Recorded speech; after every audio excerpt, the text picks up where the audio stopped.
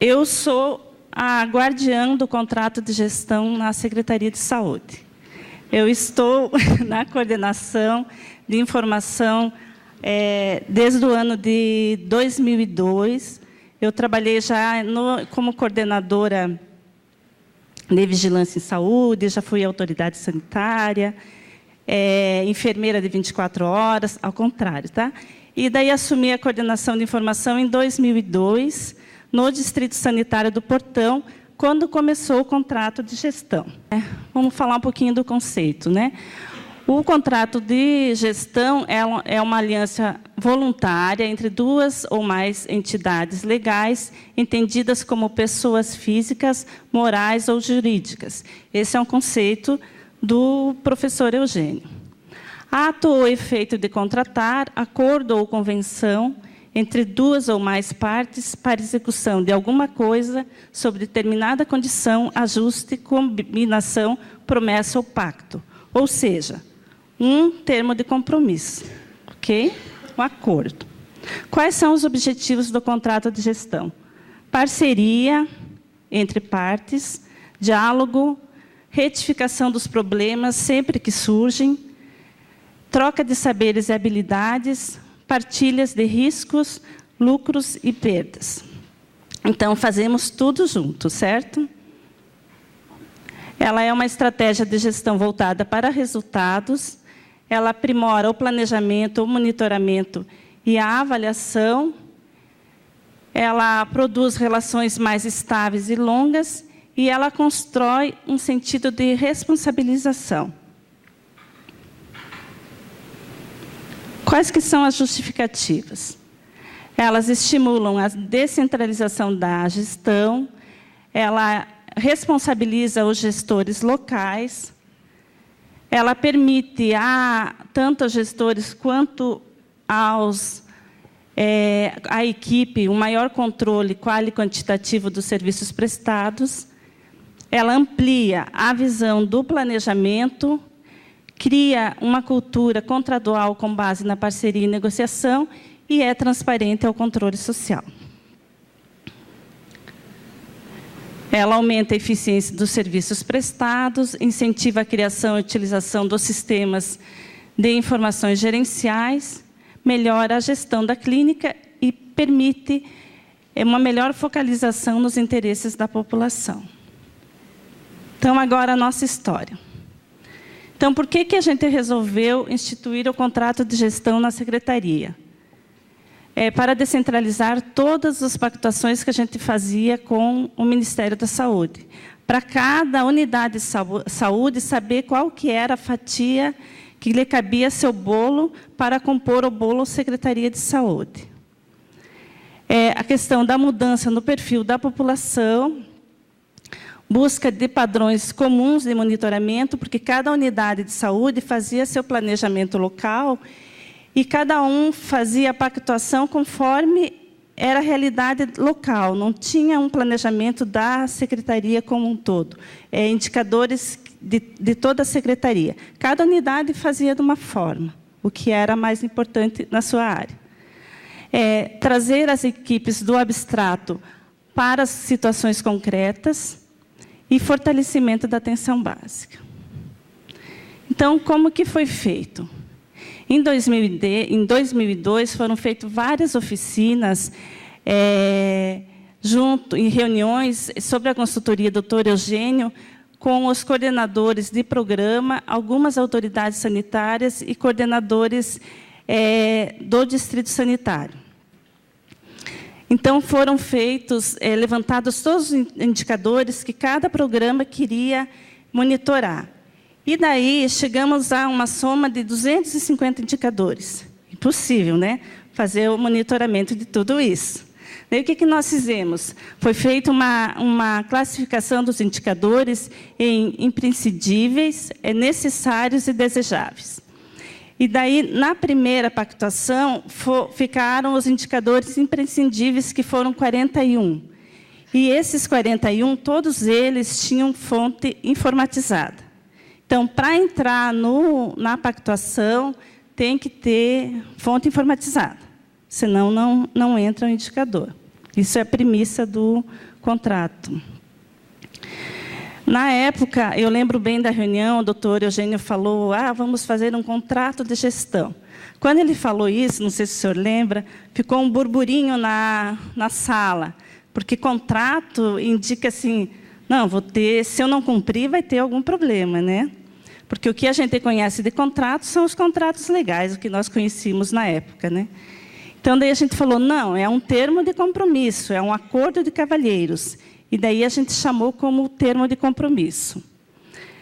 Daí nós fizemos a planilha de programação e, na mesma época, a instituição do IDQ, que é uma remuneração variável, e eu vou falar mais para frente um pouco mais. E foi definidos os indicadores para o IDQ. Os indicadores, eles se basearam no Plano Municipal de Saúde, que a gente constrói a cada 4 anos, a agenda municipal, a programação pactuada, o CISPACTO, o PPI, o PROESF, os protocolos clínicos e o sistema informatizado. Aqui são a capa dos protocolos. Em 2003, foi quando foi feita a primeira pactuação. Então, teve uma cerimônia onde o prefeito compareceu e foi feita a assinatura dos termos de compromisso, com as unidades de saúde, os distritos sanitários, distrito e secretaria, junto com o conselho local de saúde, quando é na unidade, ou conselho distrital, ou conselho municipal. Então, depois disso, foi implantada a planilha de programação, que é a pactuação das metas com os distritos e unidades de saúde. Nessa época, foi feita uma oficina com todas as autoridades sanitárias, as coordenações de distrito, e esse foi um período muito interessante para todo mundo entender todos os documentos, aprender como fazia a pactuação dos indicadores.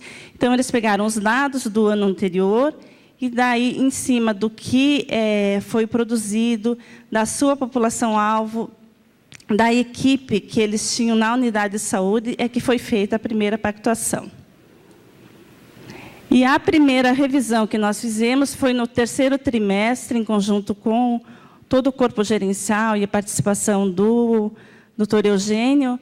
A gente fez a revisão de alguns indicadores e já programou que no próximo ano, como nós tínhamos já disponíveis relatórios de programas, que eles entrariam no contrato de gestão. Então, aqui, só para ilustrar, nós temos 137 equipamentos na Secretaria de Saúde e 111 fazem pactuação. São 109 unidades básicas, que é 100% das unidades, e mais 2 centros de especialidades odontológicas. Esse aqui é o termo de compromisso, que nós chamamos de TERCOM. Ele tem o mesmo formato de um contrato, tem todas as cláusulas, as responsabilidades de cada um, o que é de responsabilidade do distrito, da unidade de saúde, da secretaria. E daí, aqui, ele tem a assinatura da supervisora, da autoridade sanitária, que é a chefe da unidade, da secretária, e de 2 testemunhas do Conselho Local de Saúde. Então, ela representa uma relação de compromisso moral, como já falei antes, sem efeito jurídico legal. Ela é de responsabilidade da equipe e tem participação da comunidade, né? E anexo ao termo de compromisso, nós temos uma planilha que descreve todos os indicadores que são selecionados, que nós chamamos de Plano Operativo Anual, POA. Todo mundo conhece como POA. No POA, ele tem... É uma planilha aqui, em Excel. Ele tem a população total da unidade de saúde, qual que é o percentual SUS, qual que é a pactuação, população-alvo. Por exemplo, essa aqui, eu peguei a parte de hipertensão, o indicador cobertura de inscrição de hipertensos da área de abrangência. Então, ele tem aqui a população-alvo, que é a população total acima de 30 anos, A população SUS, a população-alvo é a população acima de 30 anos. Daí, dessas, 22% acima de 30 anos, vezes a população SUS. E daí, aqui, ele diz quanto, a pessoa coloca quanto que vai pactuar, e, a partir do momento, ele faz toda a fórmula, é tudo com fórmula, ele faz tudo sozinho. Então, o que a unidade precisa fazer é só preenchendo o que está em amarelinho aqui, e daí ele sai a cobertura. Esse aqui é do município, nós temos 119.683 usuários inscritos no programa, no final de 2011, 83% da meta da cobertura atingida. E aqui nós temos o percentual de inatividade no programa, que na época era 26%. Tá? Aqui, em relação à concentração de consultas, ele coloca aqui quantos que é a consulta do médico, quanto que é do enfermeiro e quantos atendimentos do auxiliar de enfermagem. Ele tem também a fonte em relação à estratificação de risco às consultas e a fonte do relatório. Então, atualmente, nós temos 81 indicadores no POA e eles são revisados anualmente. Os recursos. Um grande recurso para nós é o sistema informatizado, que a Roberta já apresentou. Então, com a implantação agora do novo sistema, agora que nós estamos com os relatórios que estão confiáveis, então, esse ano nós tivemos um pouco de dificuldade em relação ao preenchimento do POA, porque nós não tínhamos os relatórios. Então, a partir de agora, a gente vai voltar todos os trimestres e fazer o monitoramento. Então, bases para uma pactuação com qualidade. Conhecer e assinar o TERCOM anualmente, conhecer a planilha... Epa! Ele volta? A planilha de pactuação. A unidade tem que possuir planilhas da população geral, saber qual que é a sua população SUS da unidade, do seu território, ter a população por faixa etária, a população alvo dos grupos priorizados, possuir série histórica de dados e indicadores e levantar a capacidade operacional da equipe. Conhecer os protocolos clínicos, gerenciar as fontes necessárias. E o que é muito importante também é discutir e fazer a pactuação com a equipe e elencar responsabilizações antes de repassar as metas para o distrito sanitário.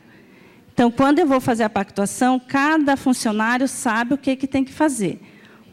Eu tenho uma meta lá de 100... vacinas, a minha cobertura vacinal é de 100 crianças que eu tenho que atingir, o auxiliar de enfermagem tem que saber isso. O médico sabe quantas consultas vai fazer, o enfermeiro sabe quantas consultas vai fazer. Então, por isso que é importante não pactuar sozinho, pactuar com a equipe o que você vai fazer. Monitorar na periodicidade combinada, porque assim você pode redirecionar, né, o seu planejamento se alguma coisa não está dando certo. E retroalimentar a equipe, né, com as vitórias que consegue, discutir o trabalho, o processo de trabalho. As coordenadoras de informação dos distritos, eu sou na secretaria e cada distrito sanitário tem uma coordenação de informação. Então, no fechamento de cada trimestre do POA, elas fazem um comparativo de todas as unidades de saúde e é apresentado em reunião gerencial. Por que é importante isso? Porque a unidade dele não consegue atingir, por exemplo, a cobertura de citopatológico, e a unidade da ANA atinge, eles trocam informações, socializam o que é feito para melhorar as metas. Isso é muito importante, né? Estratégia para a melhoria das metas. A unidade de saúde, a autoridade sanitária, também apresenta para o Conselho Local de Saúde, porque o Conselho também é um parceiro para você atingir muitas metas. Porque todos os conselheiros, eles fazem parte ou de uma associação de bairros, ou ele é o padre lá da igreja, o pastor, que eles podem conversar. As crianças que não foram vacinadas, você mulher que precisa realizar o citopatológico, a mamografia, ou outros exames que você tem que fazer, você é hipertenso que tem que ir na unidade de saúde. Então, os conselheiros são grandes parceiros para a unidade de saúde, né? E aqui em Curitiba é trabalhado assim. Então, aqui eu coloquei essa tela aqui da hipertensão, que nós temos, são seis indicadores da hipertensão no POA.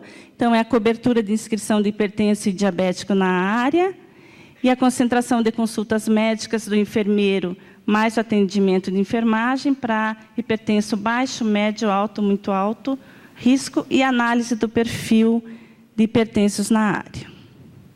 Eu só peguei o indicador. Do diabetes, nós temos 8 indicadores, a cobertura de inscrição de diabetes mellito tipo 2, que até o ano passado a gente monitorava todos, agora a gente vai priorizar o diabético mellito tipo 2. Tem análise do perfil de usuários inscritos no programa, para a gente não perder a série histórica. Realizar a hemoglobina glicada de acordo com a diretriz, exames de relação albumina-creatinina para 90% dos diabéticos, tipo 2, daí a concentração de consultas médicas para inscritos com glicemia de jejum alterada, intolerância à sobrecarga de glicose, diabético tipo 2 médio risco, alto muito alto risco. E a consulta odontológica programática, que está desde o ano passado no POA. Em relação à saúde mental, nós temos também 2 indicadores. O indicador que eles dá só o perfil dos inscritos na saúde mental, se é transtorno ou é dependência química. Isso porque ainda nós temos que construir a parte do programa de saúde mental no prontuário eletrônico. Então, a gente já está quase pronto para daí repassar para o CAS fazer incluir esse programa no prontuário. Daí, o que nós temos de incentivo, né? É o Programa de Incentivo ao Desenvolvimento da Qualidade dos Serviços, que é o IDQ. É um programa de remuneração variável que visa o incentivo à qualidade e produtividade, sendo um dos componentes da política de remuneração estratégica da Prefeitura.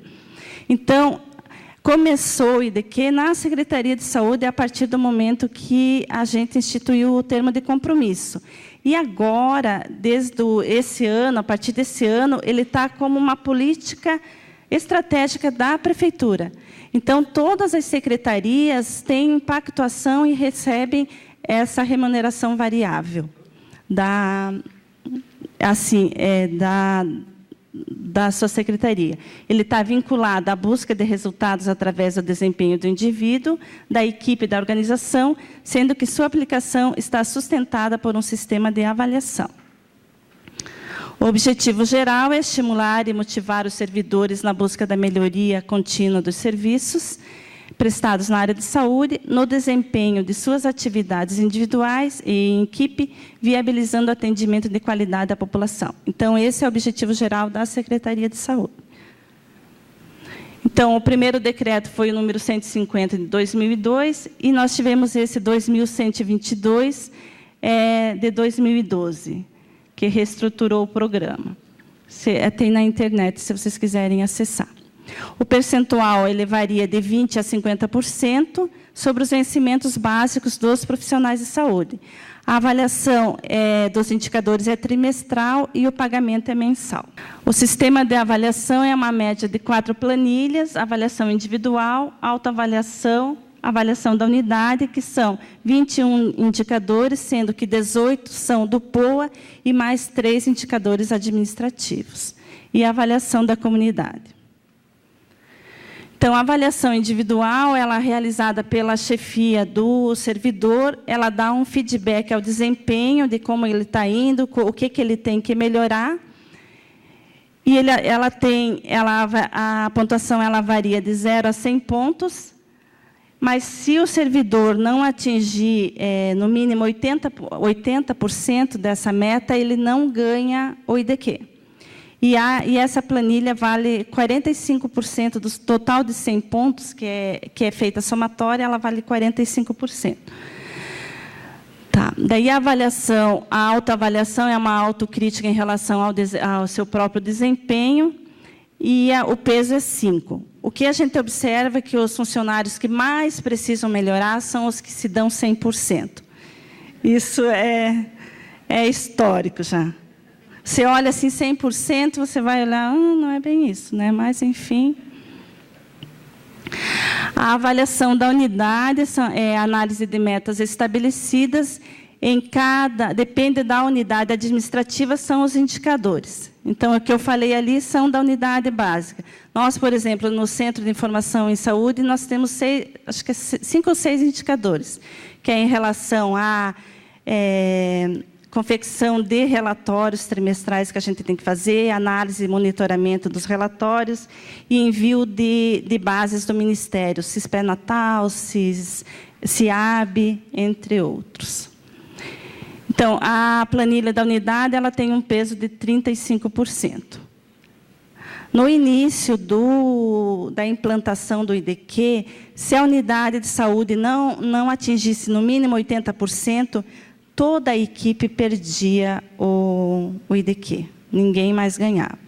Tiveram no início, várias unidades não recebiam, porque ela tem uma somatória de pontos. Por exemplo, saúde bucal aqui, ela soma 20 pontos, daí saúde da criança, acho que 20 também, não enxergo direito. Saúde da mulher, saúde do adulto, epidemiologias, administrativos. Então, no começo, eu lembro de uma unidade lá no Portão, que a equipe da odonto não fez o que tinha que fazer e a unidade perdeu. Nossa, foi um problema sério na unidade, porque daí faz muita diferença no teu salário, né? 20%, 30%. Então, foi aquela briga. Então, agora, a equipe, um monitora o outro. Vocês estão fazendo o que tem que fazer, porque faz diferença no meu salário, né? E, a partir acho que foi um decreto que teve em 2006, ela deixou como que chama? Essa cláusula saiu do decreto. E ela tem peso 35. A avaliação da comunidade ela é feita por uma pesquisa de satisfação dos usuários que foram atendidos na unidade de saúde no trimestre anterior. É feita uma avaliação onde é perguntado sobre vários serviços da prefeitura, entre eles o atendimento que a pessoa fez na unidade de saúde. Esse aqui a unidade tem que conseguir um percentual mínimo de 70%. Se ela não atingir 70% de satisfação, ela zera nessa planilha. E o peso é 15%. Como que é feita a validação dos resultados? Tem uma comissão de monitoramento que é feito um sorteio onde são auditados algumas unidades de saúde, é feita por sistema de amostragem. No início, a gente auditava todas as unidades de saúde na secretaria, o que foi se tornando inviável. Então, cada distrito faz a sua auditoria, passa os dados pela supervisora, ela verifica se está tudo ok, e daí, essas unidades que vêm para a comissão, são designadas por portaria, composta por 3 representantes da secretaria e 2 do Recursos Humanos. Nós temos um sistema, um programa que foi criado para processar as informações. Então, todas as planilhas são digitadas, que geram relatórios, para depois o RH compor as notas de cada unidade de saúde. Quem não recebe o IDQ? Falta não justificada no período, então, se eu faltar esse mês, eu não vou receber o IDQ esse mês. Penalidade administrativa prevista em lei, daí não recebe nos 3 meses. Atrasos acima de 20% da carga horária mensal.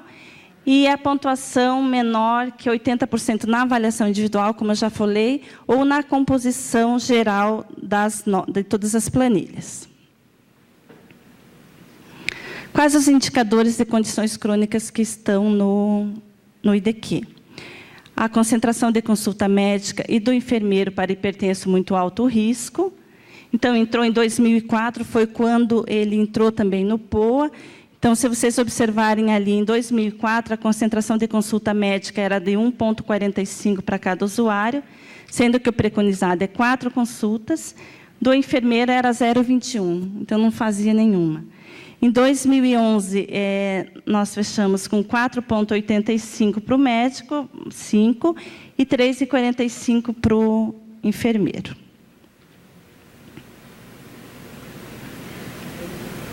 E também iniciou, em 2011, a hemoglobina glicada. Então, daí a gente pegou os dados que nós tínhamos. Lá em 2009, nós estávamos com 1,4, 2010, 1,6, e em 2011, nós já atingimos 1,8. Então, alguns resultados. O que melhorou, o que o termo de compromisso ajudou, né, na secretaria? Nas mudanças de processo de trabalho e as condutas gerenciais, contribuiu para a melhoria da gestão, o interesse do servidor pelo planejamento e acompanhamento dos indicadores locais, reforçando o compromisso e o sentimento de pertencimento por uma gestão de resultados, o melhor segmento dos protocolos clínicos e a aprendizagem das equipes quanto ao manejo clínico. É isso.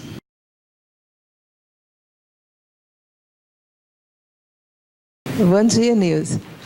Meu nome é Janete, a gente já esteve conversando há uns anos atrás, falando da Secretaria de Belo Horizonte. Eu lembro.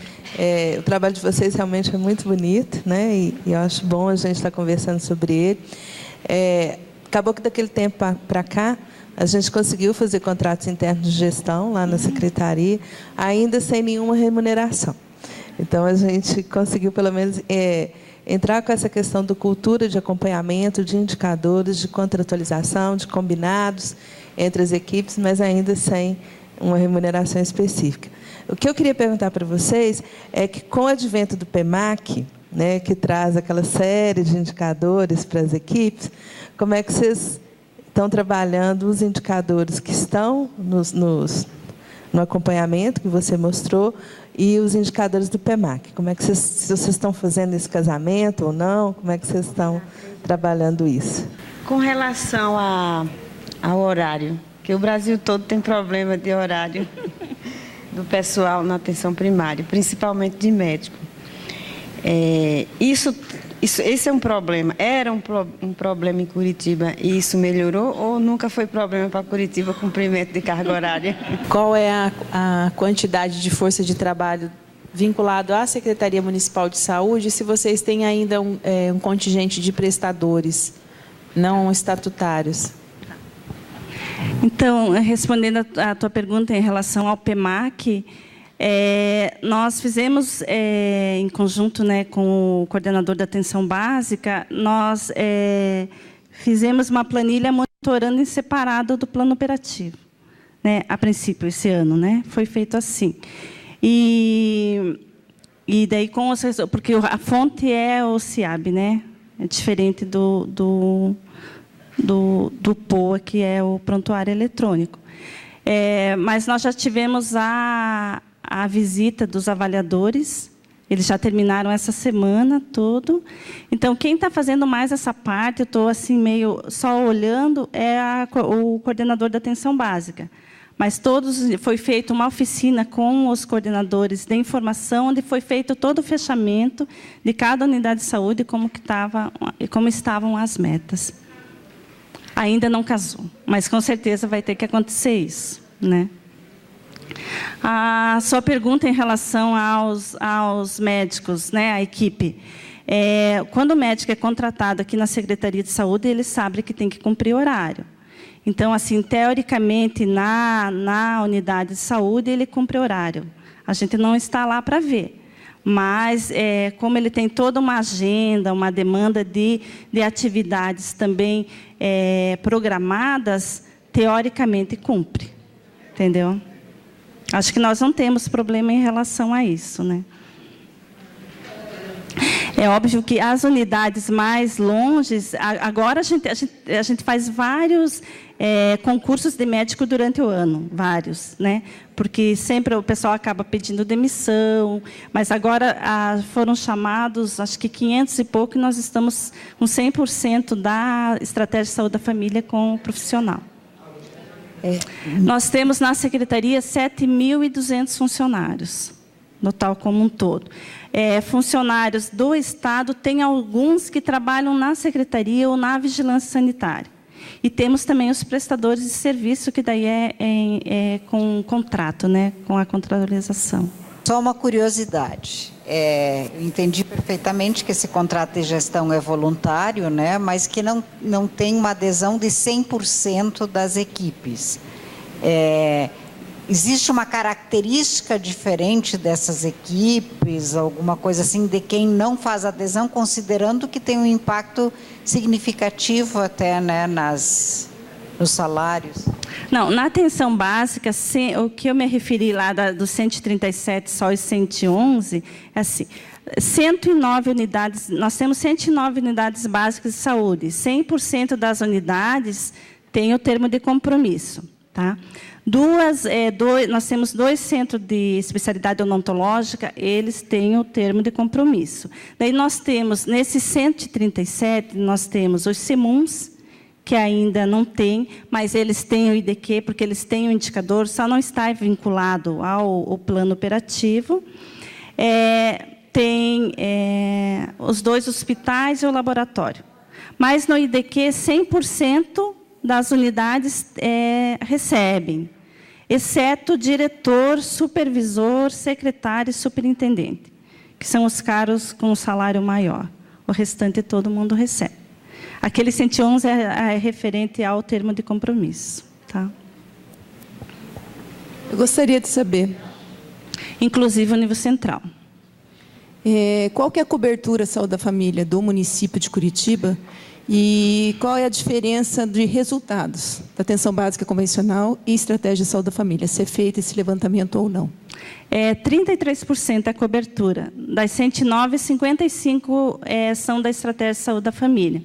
Nós temos 176 equipes médicas e 150 e poucos da odonto. Não lembro exatamente o número, é um pouquinho menor. Que tem unidades que tem 4 da saúde da médica e só tem 3 da odontologia. Questão de estrutura física. Mas não tem diferença, não. A unidade básica também faz o mesmo trabalho que a saúde, da estratégia da saúde da família. Só para dizer que, como aqui tem esses 2 modelos, então permite estudos, né?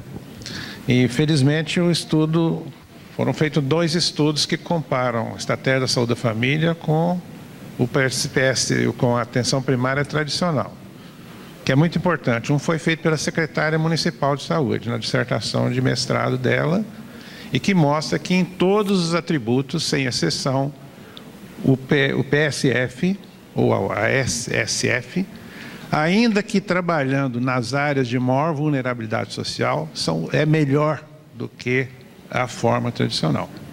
Isso foi depois feito pela a outra dissertação da Inês Marti, que é também do gabinete, que mostra um resultado da superioridade da estratégia de saúde da família sobre o modelo tradicional. E no meu livro vocês vão encontrar 10 páginas de trabalhos que mostram comparativos rigorosos feitos pela academia, por acadêmicos internacionais e nacionais, todos eles mostrando a superioridade da estratégia de saúde da família sobre o modelo tradicional. Nem encontrei nenhum trabalho que mostre a superioridade do modelo tradicional sobre a estratégia de saúde da família. E aqui é muito interessante, porque aqui está meio a meio, né? Quer dizer, metade é a estratégia de saúde de família e metade E aqui tem uma singularidade. O modelo tradicional aqui, ele não é tão tradicional, porque ele trabalha com os mesmos princípios, ele tem agente comunitário, tá certo? Ele tem territorialização, etc, etc. Então, ele não é tão tradicional. Não obstante, né, essa discussão é muito interessante, por isso eu pedi para falar, porque aqui mostra também, entre tantos outros, que essa coisa de que não faz diferença não é verdade, né? A estratégia de saúde da família é melhor forma de organizar a atenção primária do que o modelo tradicional. Eu estava me referindo, talvez me coloquei mal, na questão da responsabilidade da equipe, no sentido de pertencimento, e também na questão do programa dos agentes comunitários, da estratégia dos agentes comunitários, que em 100% das unidades nós temos. Então, todo o território do município de Curitiba, ele é coberto por agente comunitário e por todas as unidades de saúde. Então, 100% da área de abrangência do município tem uma unidade de referência.